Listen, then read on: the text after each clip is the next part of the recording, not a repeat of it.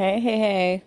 Welcome to another episode of Play with Your Dick, Not Me. This is your host, Capricorn Clark, aka Sadie. This is episode 3 of season 2. Like I stated in probably the last 2 episodes, these are just gonna kind of be sporadic and depending on like how I'm feeling, and that's okay. That's okay. If only that.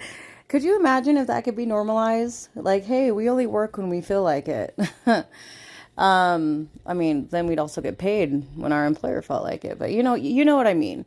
It's just it got to be too much for me mentally and emotionally to adhere to a strict schedule. Like when I started, I was doing like 2 episodes a week, and I was heavily like marketing about it on all my social media.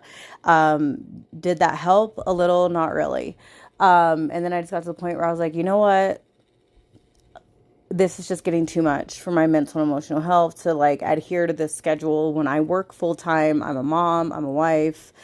I have a whole ass life. I have friends, I go to the gym, and sometimes I'm just not in the fucking mood. So, sometimes I just want to like stay committed to my bed and, you know, binge watch true crime and leave it at that.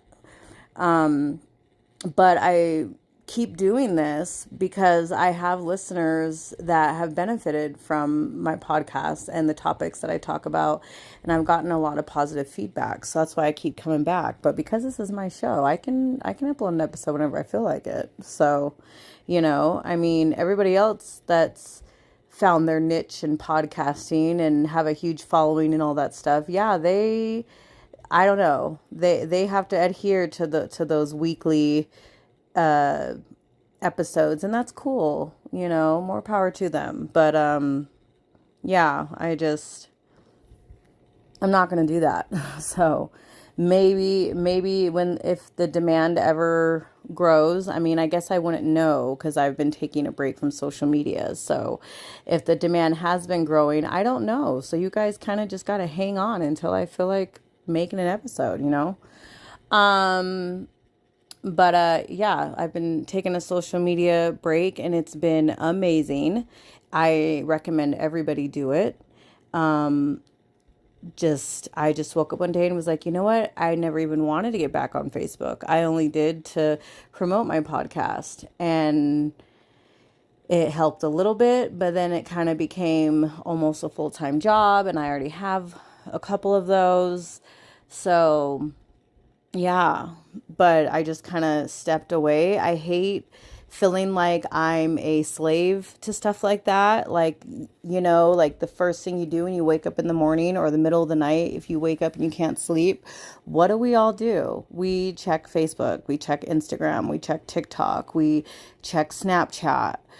We check X. Like it's ridiculous. And if you're like me, you check work emails and Microsoft Teams, even when you're not at work and nobody else is at work, but you're still checking and you're still working. Um, but yeah, like it's so unhealthy, and it really, we all know how much social media is very damaging to our mental health. So yeah, it's been nice. I've gotten on Instagram a couple times to upload like, pictures of my kids from Christmas and my birthday. I just turned 38. My birthday was the 28th of December, and my amazing friend Chelsea surprised me with this wonderful day all about me. And she did make a TikTok video about it. I know she's still editing it. So once she's done, I'll let you know where to go check it out, or I'll post it on my Instagram when I decide to get back on there. But it was fun. Like from the moment I woke up that day, it just felt like a really great day. My birthday is really difficult for me. Um, I mean, December was hard for me for a lot of different reasons. I don't know if I talked about it in the last episode. I don't remember. But December for me is hard for me for a lot of different reasons. Uh, you know, December has a way, Christmas has a way of loudly reminding me that I'm an orphan by choice because I chose to go into contact with my family. And like I've said 1,000 times, even though I'm at peace with that decision, December is still that 1 month out of the year where I'm loudly reminded of that. And so I was struggling a bit in December and kind of just wanting the month to hurry up and get over fast because I was really struggling and just coming home and breaking down and crying. It's very lonely being the generational cycle breaker of your family, but it also is very rewarding at the same time, and I know it will be because I am starting from scratch. I decided no more. I'm not going to carry down these, toxic traits and traumas down to my children so they can pass it down to my grandchildren and so on and so on. I'm starting a new legacy, and I'm doing things differently. I'm giving my kids the kind of parents that I needed when I was little, as also while trying to reparent myself. And so I'm creating and cultivating my own family, my own chosen family. And then that family will continue to grow and create and cultivate. And it will just be generation after generations of extremely loving, understanding, seeing, making our loved ones feel seen and heard and truly appreciated and cared about. And that'll just keep growing and being recreated with every generation. So it won't be lonely forever. I may have to be the one that is the trailblazer and has to do this alone, but I'm doing this alone so my kids won't have to be alone. So my grandkids and great grandkids and so on and so on won't have to be alone because they'll have wonderful family members around them that make them feel loved, cared about, seen and heard and respected and appreciated and all that. So it's okay. I don't mind being the first one, but yes, it can get lonely, and my heart goes out to those who understand exactly what I'm talking about, and I'm sending you so much love and hugs. We got this.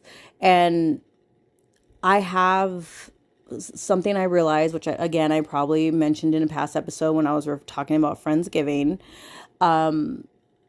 Something I realized was I did it. I have created and cultivated rooms that I feel completely comfortable in, that know that everybody in the room loves me and cares about me, and I love and care about them. And I don't have to be nervous or have anxiety to be in those rooms because I know everybody in that room is good to me and good for me. And I'm like, I did that.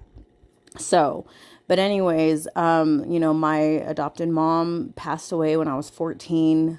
She had a way of making Christmas just very beautiful and magical and rememberable. And so Christmas is hard because if there's ever a time of year that I think about her the most, it's definitely the month of December. And then for my birthday, she would always call me early in the morning and sing me happy birthday. So these are just things that I still miss after all these years. And so December is just difficult for a lot of reasons. And it sucks because I love December and I love Christmas. So yeah, Chelsea she gave me an amazing birthday. I mean, I was raised by a man who once told me, I don't care it's your birthday. It's just another, I don't care that it's your birthday. It's just another day to me. And he ruined, I believe it was my 16th birthday. The whole day, I didn't get anything that I wanted. In my family, it was usually tradition that you got to pick what was for dinner, what kind of cake you wanted, what you wanted to do that day. And I don't know what had crawled up that man's ass and died. But for my 16th birthday, from the moment I woke up, and this has always been something that's always been triggering for me, because it was painful as a child when it would happen. But I always hated being yelled at on my birthday. Like nothing made me cry more on my birthday than being yelled at. Because who wants to be yelled at on their day, And the man that raised me had a way of doing that. And so from the moment I woke up on my 16th birthday, he had pretty much just ruined my day. And I'm pretty sure that was my birthday that he told me, I don't care that it's your birthday. It's just another day to me. I had wanted, I believe, I don't remember what I wanted to do that day, but it didn't happen. It was, I don't care, we're going to your Aunt Joanne's house. I don't, like I said, I don't know what my plans were for that day, but I was told, no, we're not doing that. I don't care how you feel about it. I then wanted pizza for dinner. No, we're not doing pizza. We're doing baked potatoes. And then I wanted, I think it was it had to have either been a chocolate cake or a cheesecake. And again, no, we're doing carrot cake. So the whole day was not at all about me. And the man that raised me didn't give a shit. So my 16th birthday was garbage, like so many others. When I was a kid, I liked to do sleepovers with these three girls that I'd grown up with that, were my best friends as kids. And my younger sister was usually never invited to my sleepovers because she had a tendency to be very immature. She would be rude to my friends, rude to me. She would ruin whatever we were trying to do at the time. And, just, I know there are people that can relate when you have a younger sibling and you're like, I just want to hang out with my friends. I don't need my younger sibling, tailing me and like bothering me and my friends. There's tons of kids who want to just be able to celebrate their birthday and just have their friends and not have their siblings like impede on their fun. So, I would get yelled at on my birthday because I was supposed to just let my sister crash my birthday party and be mean to my friends and mean to me and do stupid little pranks to us and stuff like that. And I was just supposed to deal with it. But then on her birthday, I was expected to leave her completely alone, which wasn't something that had to even be asked of me. I didn't want to be anywhere near my sister on her birthday anyway. Like, I wanted to be off doing my own thing with my friends because I also would get yelled at on her birthday and then I'd be crying on her birthdays. So I also not only dreaded my own birthdays, I dreaded her birthdays as well because I was constantly being blamed for everything and yelled at all day long. Even when I was by myself, not bothering anybody, it was somehow my fault. So yeah. But anyway, Chelsea just gave me a beautiful day. I didn't know what I was going to expect when I woke up.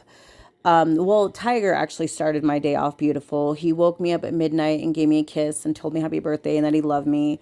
And then I woke up in the morning and I was just feeling great. And I couldn't remember the last time on my birthday I just woke up feeling amazing. And so, yeah, Chelsea picked me up and she did like a pick me thing all day long for me for my birthday. The first one was like I picked between two pieces of paper and we were going for coffee. We went to Starbucks. Then it was picking another two pieces of paper. And whichever one I selected, that's where we went for brunch. I ended up picking the green pig. And then the third paper was what we were going to do for the day. And what I picked was get our fortunes told, which we actually forgot about doing because the place was closed and we forgot to go back. And to go to the planetarium for a light show, which I had ever never done before. And then the last one was to go get dessert, and the place that I had picked, and these were all blind picks, by the way, if you didn't, pick up on that, was this like cute, rolled taco ice cream place.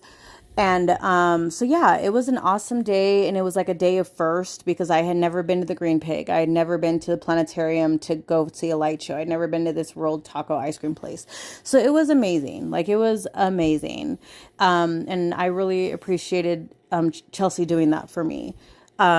She is truly like the GOAT of friends, the greatest of all time of friends. Like, everybody needs a Chelsea in their life. I really appreciated that.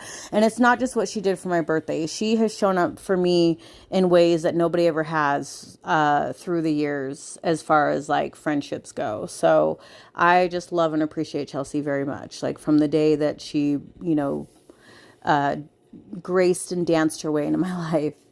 But yeah, so it was a good birthday. When I got home that night, Tiger and the girls surprised me with a new air fryer and some fairy lights for our room. So, yeah, it was just a really good day. Christmas was good. Really good. The girls had a good day. We all had a good day. Christmas is usually kind of hard for me because I was used to being a part of huge family functions for the whole entire day of Christmas, and, lots of family members around and stuff. And now it's just me and my kids and my husband, and it's just quiet for the rest of the day after my kids open their gifts. And so the past couple years, that's been difficult, and I will usually get sad and cry after. But this year I didn't. I don't know if it's because I had cried heavily 2 weeks before, or I had prepared myself to be sad on Christmas, or because we had made our own plans to make dinner, and so we were busy doing that. I don't know, but it ended up being a really good day. And I think I might just be past that grieving process as well. But it was good. It was really good. New Year's, we didn't really do much. Tiger had to work. I was actually asleep before midnight, so he woke me up and gave me a kiss. But yeah, it was good. Chelsea had actually asked me what my, you know, wish was for my 38th year / New Year's resolution. And what I had said was that I was done with one-sided connections with people. I was done with one-sided connections with friends, with coworkers, with just one-sided connections with family, whoever, anybody that you can have a connection with. I was done having the one-sided. I was done being that person where if I'm not calling and texting, the phone doesn't ring. Because so many times in my life, I've ended up being that person where if I'm not the one texting and calling, there is no conversation. And so I actually went through and deleted several people out of my phone that were people that were the exact example of that I was the only one always remembering their birthday and texting them and telling them happy birthday. And I was always the one texting and asking them how they were and checking in on them and all that stuff. But the same behavior was never reciprocated unless they needed something. And so I'm tired of being furniture to certain people, and being walked all over and my kindness taken for weakness. If you are not filling my cup at the same level and, same energy and effort that I'm filling yours, then, we're done basically. And so, because something I've learned this year, especially, is that everything is temporary. Friendships, relationships, jobs, everything is temporary. Bad days, it's all temporary. Even the good days, because we have to have the bad days to appreciate the good days, but everything is temporary. A lot can change in a day, a week, a month, a year. People that you thought you were never going to have to live without, all of a sudden you guys have a huge, falling out, and now that person's not in your life anymore. Or the person just, without even a word, walks out of your life one day and you don't know why. Or you just get in a big fight with somebody, or you break up with somebody. All these things are capable of happening. It doesn't matter how much you think someone loves you, or how much you think you love someone else, or all the things you've done for each other or whatever. God truly decides when someone's time in your life is over. And that's another thing that I've had to learn with him. I don't want to say him, but with the divine removing people from my life, and me not understanding why, either because I was ignorant to the red flags, or I didn't think there were any red flags, or I was having the time of my life with this person in my life, or they were making me very happy, and then all of a sudden they're ripped away and I have no idea why. And one of the big lessons that I have learned is that the divine is privy to conversations that you are not. The divine is privy to people's true intentions. Someone can smile on your face all day long and tell you that they love you, and they don't actually mean it. They love the things that you can do for them. They may love the idea of you. You may just be something to do. They ain't got nothing else going on in their lives, or they're bored or whatever. But the divine is privy to what you are not. And you're not always going to understand why someone was removed from your life, especially when they made you very happy. But the divine knows. The divine knows that what that person's true intentions were, what their true character was. And you just have to trust that the divine knew what they were doing and they did it for a good reason.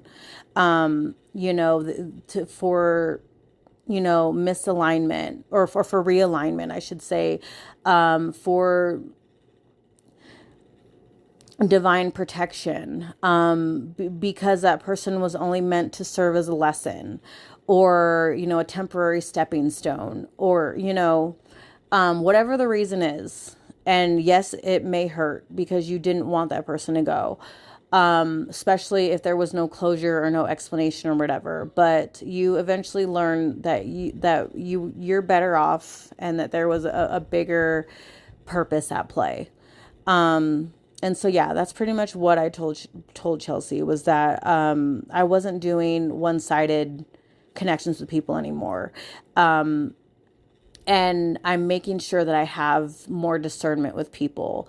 I am very forgiving. I forgive everybody for me so I can move on, but I do not forget. And once I see that you're moving kind of janky, like I'm starting to just really lock into how you're treating me or how you've been treating somebody else or some shady shit that you tried to pull or some imaginary smoke that you tried to create.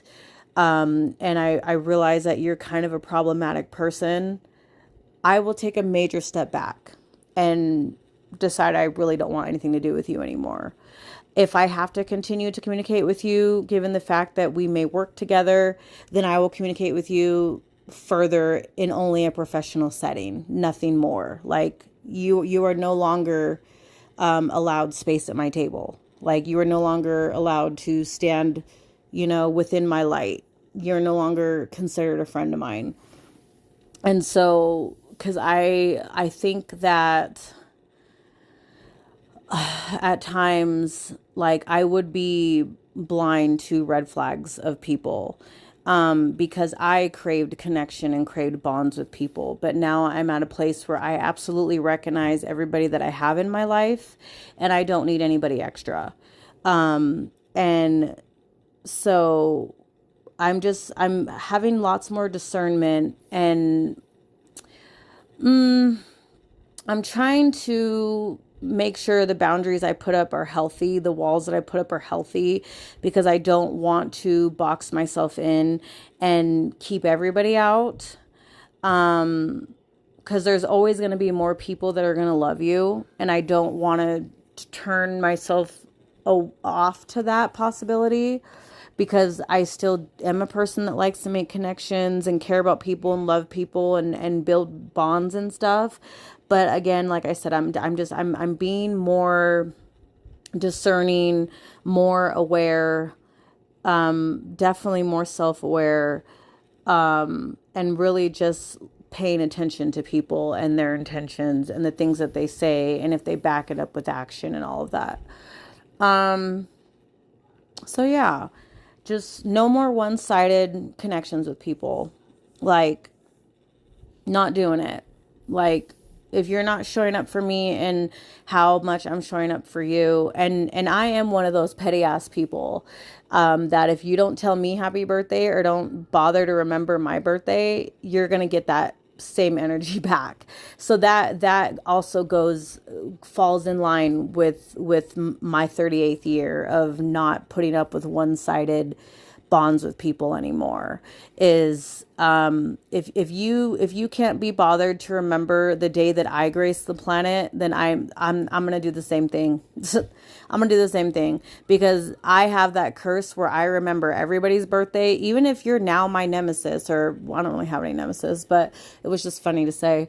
But even if you're someone that's not in my life anymore and someone I don't speak to anymore, or I haven't spoke to in years, I'm cursed with still remembering when your fucking birthday is. So I remember when everybody's birthday is. You tell me your birthday once and I'm not going to forget it. That's just the kind of person I am, especially if we've spent a lot of time together and I've gotten to know you. I'm just always going to remember when your fucking birthday is.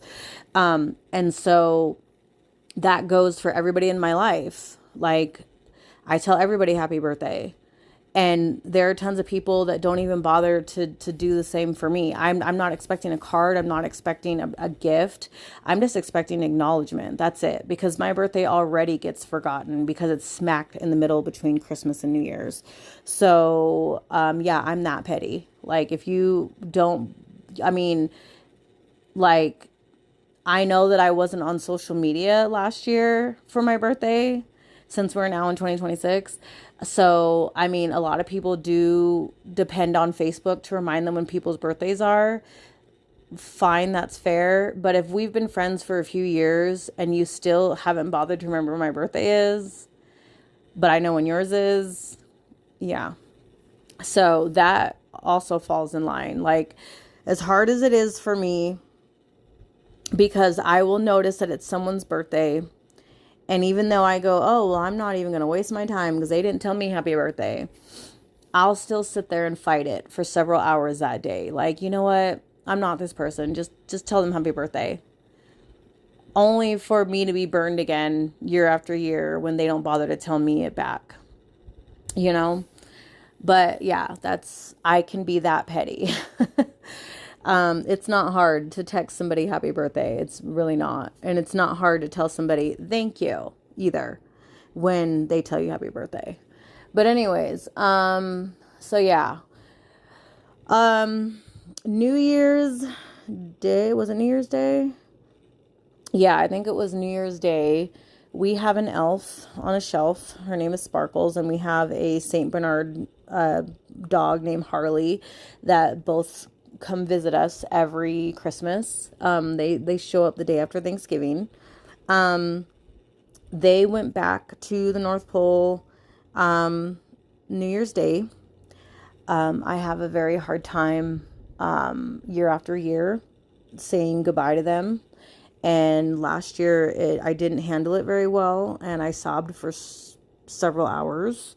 So I had to have Tiger put them away. I had to have Tiger tell them goodbye for me. And I couldn't understand why this was so hard for me, why I was struggling so much with putting a doll away and saying goodbye to a doll. I didn't know why. I knew it had something to do with my mom, but I didn't know how it was connected. But I knew it had something to do with my mom because my mom embodies the Christmas spirit for me. And so I discussed it a little bit with my therapist. And then New Year's night, actually, because they did stay New Year's Day, now that I think about it. So New Year's evening, when it came time to say goodbye, because Tiger knows how hard this is for me. So he was kind of sitting there trying to make silly jokes to get me to laugh, to kind of lighten the mood. And I kind of had to just be like, babe, I see what you're doing. I appreciate it, but I just need silence right now.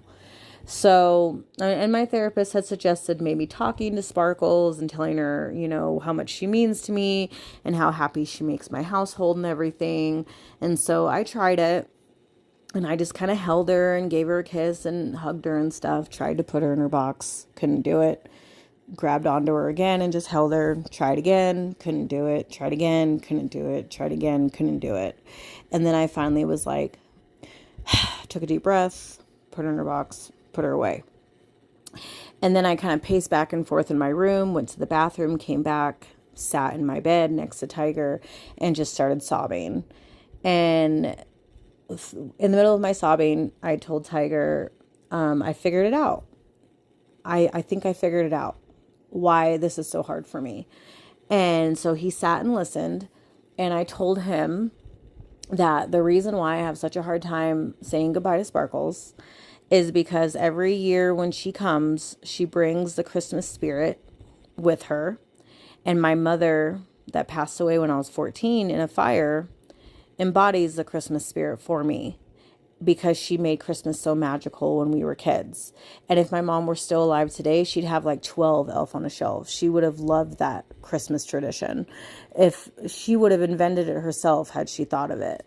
But when Sparkles comes back every winter season, holiday season, and after Thanksgiving, when she brings that Christmas spirit with her to our household, it's like she's also bringing my mom with her. And so I get to have my mom in my home for like a month and a half. And then when it comes time to put Sparkles away, say goodbye to Sparkles, it's like having to say goodbye to my mom all over again. And so that's essentially what I've been doing every year. I've been welcoming my mom back. I've been able to, bring her back essentially. And she's in my home with me and my kids and my husband, and making Christmas so beautiful and magical for us. And she gets to be here, and I get to say hi to my mom. I guess, like, what's the word I'm trying to say? Theoretically, I guess, for lack of a better word. And so I get to have my mom here in a way. And then when it's time to say bye to Sparkles, I then have to say bye to my mom again. And so I finally had figured it out, because it was important to me that I did, because at the end of the day, I felt really stupid that I was this attached to a doll, and that I was having such a hard time putting a doll away. And I didn't understand why, and I needed to know why. So I figured it out, and then I shared it with my therapist a few days ago. And so I need to just figure out a way, she suggested, to have my mom in my house every month, so it doesn't hurt so much and it doesn't feel so heavy every December. I haven't figured out how I'm going to do that yet. I mean, I have a picture of my mom in our lower living room. My kids know that's Grandma Cindy. But other than that, like, I haven't figured out how I'm going to essentially bring my mom into my home every month. So it's not so hard in December, because I can't even talk to her right now. My therapist asked me if I could talk to her, like start trying to speak to her. And I have a mental block. For some reason, I can't form a word, let alone a sentence, to speak to my mom. And it's baffling to me that I'm grieving this hard after all these years. But I really didn't let myself mourn for very long when she passed away when I was 14. So maybe that's why. Maybe the grief just got tired of being locked in my body, because the body keeps score. And maybe that's why it's been plaguing me so much the past couple years, more so this year, even though she's been gone for so long. But yeah, so that was kind of a breakthrough for me, being able to figure that out. And I will just be better prepared next December. And hopefully I figure out a way of being able to kind of bring my mom into my household every day of the year, so it's not so hard in December. So yeah. So that's kind of what's been going on so far. The end of 2025 and going into 2026. I'm not sure what's in store for me this year. I don't really put too much expectation and too much stock into resolutions and stuff. And the whole, like, this is my year mindset. Like, I don't do that. I kind of just try to live my life. I mean, I've been considering not a career change, but like an employment change. Like, I love the company I work for very much, but there's a part of me that has been really getting tired of working in low income housing, and I kind of want to go back to market. That's where I started. I was kind of pushed into LIHTC on accident.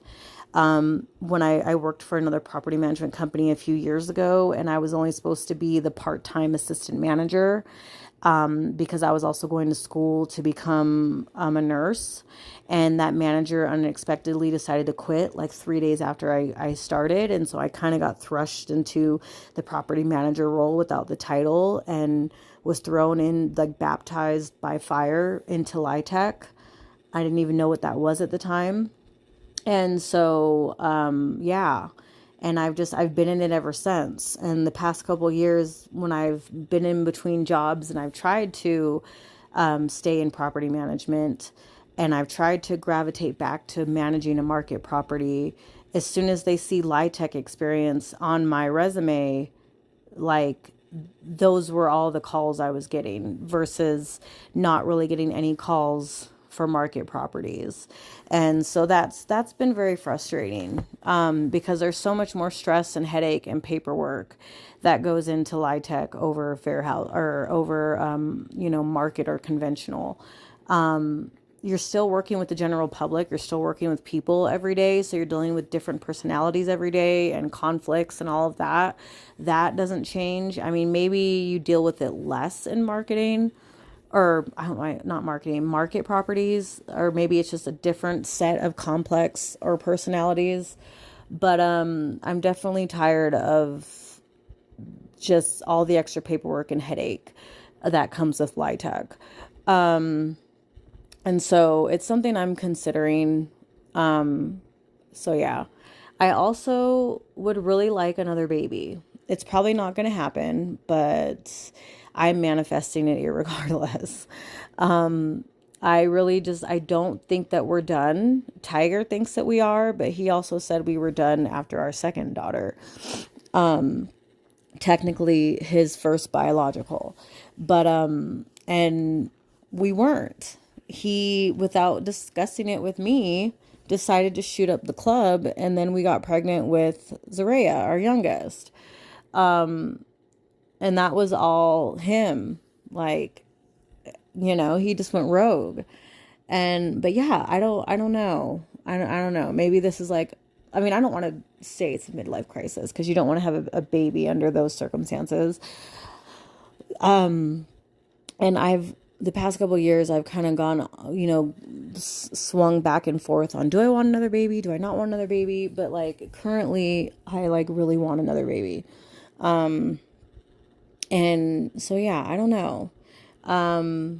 We'll see. We'll see what the divine has in store for us. But I just don't feel like we're done. I don't. I very much see another little girl, in our future. So yeah, it's not like a plan of mine, but it's something I've been thinking about, obviously, because both individuals need to be on board, if they're going to bring, new life into the world. But I'm just saying I'm not opposed to it at all. I don't feel done. But yeah, 2026 just started. I would say mentally and emotionally, I've been feeling a lot better than I've have the past 2 years. I just currently started taking Lexapro. I'm still waiting for it to kind of work its way through my system, but I have started feeling the effects of it, and my mood has improved. So yeah.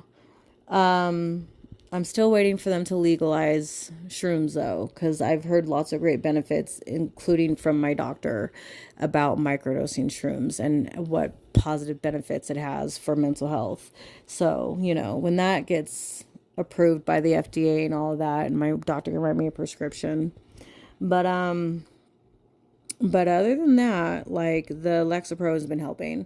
And then I've also taken another medication for my fibromyalgia in my arms, which also has mood improving properties in it as well. So yeah, I've been feeling a lot better. Moving past my grief, definitely. I'm no longer stuck in the 2 week cycle of like where I feel like I'm doing okay, parentheses, and then all of a sudden I'm on my floor sobbing for hours and I just feel miserable, and for a few days, and then I break out of that and I'm feeling fine again, and then 2 weeks go by and then I'm sobbing again, and then 2 weeks go by and then I'm sobbing again. Like, I've finally broken out of that cycle. So yeah, I'm doing a lot better. And that was even before the Lexapro. I mean, yes, I was crying a lot in December, but that was for other grief reasons. But yeah, overall, I'm doing a lot better. Again, I don't have any real set in stone plans for this season. Yes, I do still want guests. I know I keep saying that, but I also have not put a lot of effort into locking down those things. Because again, I am very busy. My oldest daughter is also preparing to go to college, and she's going to be moving out, and that's going to be a huge transition for our household because we were a very close family. Tiger and my 3 girls and I, we do pretty much everything together. Hi, honey. What's up, baby? I'm going to sort your clothes and put the ones that don't fit anymore in a bag. Mom, Hmm. can I have a snack? Yes. Please shut my door. Oh, Mara! What? Mom, wonder where these were. Oh, yes, they're in here. Okay, love you. Shut my door. Hey, shut my door, please. Thank you. But yeah, so that's like a huge thing that's going on for us, like in the coming months, is preparing my daughter to go off to college. That's going to be a big transition for our household because the 5 of us do just about everything together. We're all very close. We don't really go anywhere without the other one. My younger 2 are extremely close to their sisters, so that's going to be a huge transition for them. They depend on her a lot. And you know, it's going to be very different for our household. It's going to be a huge change. I think we're all going to be sad for a while because we're really going to miss her. And I mean, it's my firstborn child leaving the nest, and so I know I'm going to be a wreck. So, you know, that right now has my most attention, is getting my daughter prepared and off to school. But yeah, we'll see. Like we'll see. The year just started. Muffin and strawberry for dinner. Yeah, that's fine. Because Interesting. Oh, is it? Okay, that's interesting, but okay. dinner when Um so yeah. But yeah, we'll see. The year just started. You know, we'll see. We'll see what's in store. I just know that, like I said, everything is temporary. I'm very much just trying to go with the flow of my life and trust the divine and trust that everything works out the way it's supposed to. I end up exactly where I'm supposed to be. People come and go, and the people that are in my life are the ones that are meant to be in my life for however long the divine decides they're supposed to be in my life. But I'm just trying to move with the mindset of that everything is free flowing and all things that are meant to happen will happen in due time. Don't force anything. Don't try to think you have control of anything. You know, so yeah, so we will see. But I mean, this is just not the main thing in my life anymore.